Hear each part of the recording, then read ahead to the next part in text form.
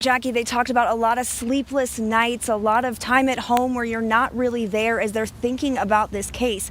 Now, on the confession, as you talked about, something really interesting the district attorney told us is that they considered making a part of the plea agreement that Christopher Watts would have to confess more about what happened that night. The district attorney told us that Shanann's family didn't think he would take that deal.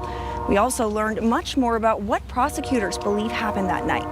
You answered a lot of questions today, but we still don't know the question of why. How did this happen? How do you answer that question when you're the person who knows more than anybody? I don't think I can answer that question, and that's what I really wanted to emphasize to Judge Kopkow. The inexplicable nature of what he did is you can't understand it. I didn't see a shred of remorse today. I didn't when he pled guilty on November 6th. I never did during the course of any of this investigation, any of the interviews with him. I think that he shed a tear for himself. I think he thought he was going to get away with it. Was justice served here today? I think justice was served in the best way we can in Colorado right now. You mentioned in court that Shanann didn't have any defensive wounds. What does that mean?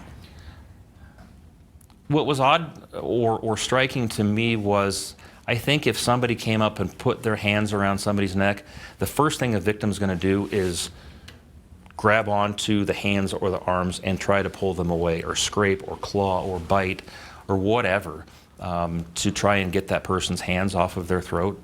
There wasn't anything like that in Shanann, and so that obviously caused us to think, was she sleeping? His statement to investigators was, they were very clearly, obviously dead, so I decided to dispose of their bodies. You didn't call 911, you didn't try CPR, you didn't even check on them to see if they were breathing.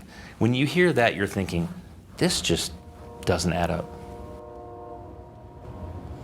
Now, interestingly enough, the district attorney says that his statement was probably the strongest piece of evidence that they had, because they said that what his story was, that Shanann killed the girls and then he killed his wife in a rage, there was absolutely no evidence of that. There was no evidence of a big fight. There was no evidence of a struggle. Nothing to match up what his story was that he originally told police. For now, we're live in Greeley. I'm Jennifer Kowaleski for Denver 7.